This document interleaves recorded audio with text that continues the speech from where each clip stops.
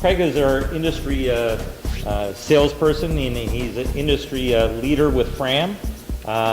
He's been in the business now for over 30 years. More than I've been in business. So, yeah. Less hair and gray. Well, I'll be there soon, I hope, or not soon, but I'll be there, I hope. So, what we as shops need to talk to our customers about is the different types of oil filters now, and the different type of intervals. On the new cars, our cars have those maintenance reminders.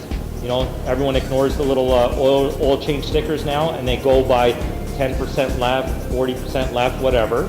Okay, maybe you can kind of give us a little explanation of what's going on with that. Let me address that. So, the car factories over the last 10 years have pushed oil drain intervals out to a longer interval. So, if you can take a couple of things away tonight, the first thing when you look in your owner's manual, my buddy's new Lincoln says 12,000 kilometer oil change under normal driving conditions.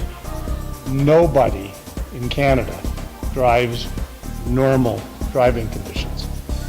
No, nobody does. Minus 30 to plus 30, Toronto traffic, cottage driving, dirt road driving, hauling a trailer, nobody drives normal. So the first point is, you know, take that first OE recommendation with a bit of a grain of salt, and then it says severe service oil change intervals 8,000 kilometers. Well, that's 30% less than the first one, and that's a good frequency to follow. Is always the severe driving recommendation, because we do severe drive in this country just by temperature alone. The other thing that if you take another takeaway home tonight is there's various qualities of oil filters that are related to your frequency of change, so how frequently you change the oil or how many kilometers you run that oil change, and the fluid you use. So if you're buying a basic oil change with our economy filter and regular mineral oil, and you're recommending a change interval of 5,000 to 6,000 kilometers? We usually like to keep everyone in around the 5,000 kilometer. That way we get... It's perfectly fine. That filter is designed to run 5,000 or 6,000 kilometers. Now, Sean mentioned 30 thou and a grain of sand. When we talk about filtration for our filters, we talk about 10 to 20 microns. Now, microns, to put it in perspective for you, when you cut yourself, can you see red corpuscles and white corpuscles coming out your arm? Because that's the size particle we're talking about. So that's the size particle that's most damaging to an engine from a wear standpoint. So our standard filter will go 5 to 6K just fine. Our Fram Extra Guard filter, which is one step up, will go 8 to 10K. We have Tough Guard that's rated to go 16,000 kilometers. And we have our full synthetic filter that's rated to go 24,000 kilometers.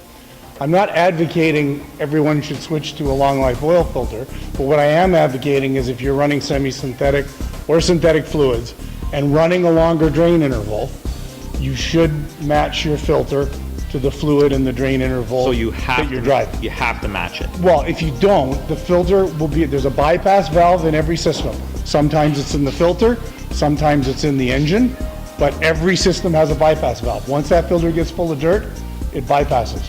So if you take an economy oil filter, run 12,000 kilometers, about half the life of that oil change, that filter will be on bypass. Excellent. Okay? Excellent. The only other thing I wanted to mention, there's two other key filters on your vehicle. Your cab air filter, which most of you probably aren't even aware that you have, and it's the filter that your heater and air conditioning system, it's a filter in your, typically they're behind the glove box, and they should be changed once a year. It's there's other names for them too, right? Pollen air filter, cabin air filter. Yes. Yeah. You know. Now I know you do a great job of checking them, so it's probably not an issue for your customers. Well, we do try to push it for them. But it's a hugely underserviced category. I mean, we've run into cars 5 years old, never had the filter changed. Yeah. You know, and where you do get it is, one, you'll get typically odors, or you actually get reduced airflow in the car and you're saying, hey, I haven't got any AC or I haven't got any heat. So that's one. It's a little bit cosmetic, but it sure makes your life living in the car way better. And the other filter is the air filter on the car. And we recommend you change your air filter once a year and your cab air filter once a year. most of the dirt your oil filter has to deal with comes into that engine through the air intake system. And within that air intake system, and you're going to talk, our friend from NGK is going to talk about sensors, there's 4 or 5 sensors in that air intake system. So aside from you don't want the oil filter to have to deal with any more dirt than it has to, is by keeping your air filter serviced correctly, you also prolong the life of all those sensors that are in the air intake system. This ain't your daddy Chevy. It ain't your daddy Chevy anymore. You got it. I have read information with respect to cabin air filters. Maybe you can speak to this. I don't recall the quotes they said, but they talked about the air inside of the cabin of a modern vehicle is some crazy, like much more Like polluted. 10 times worse than standing on the 401 at rush hour. Oh, sorry. Go ahead. I have 2 questions. One is, these new cars that have where the interval is determined by the car, how is that determined? Oh, great question. And another one, remember, is how come some manufacturers' valve is inside, the filter, some of them, by a different manufacturer, won't have? That's just purely like Chevy small blocks, it was always in the engine, Ford small blocks, it was always in the filter. That's just the manufacturer makes the call. And his first question was that. So if you have, what make car are you driving? Okay. So a GM with an oil filter monitor, is that what you're talking about? Okay. So if you have a vehicle with an oil system monitor, you have a little light that tells you what percentage your oil change is left, so you can hit the button and it'll go, oh, I'm only at 50% or I'm at 90% or it's time to change the oil. And thanks for asking that question, because I really wanted to talk about this. So it's purely a mechanical, it's an algorithm that's based on load, temperature, speed, distance, right? It monitors all those things. But as an example, if you've got a late model GM that requires Dexos oil is at a minimum semi-synthetic fluid. So that oil monitoring system, regardless of what oil you put in there, thinks you have Dexos in it. So if you were to put regular standard 5W30 or 520 or 1030 in mineral based in, the monitors thinks you have semi-synthetic in there. So that's another thing to take home.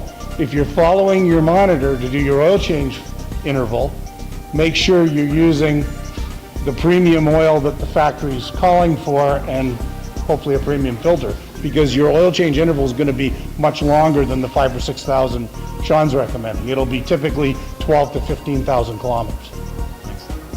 Okay, well then I think you've answered a lot of questions for us, and maybe we can get, is it Chris, I think, Yeah. it's from NGK? Well, thank you. Thank you very Congratulations on your much. 25 years. Thank you. Sure. I'll grab that.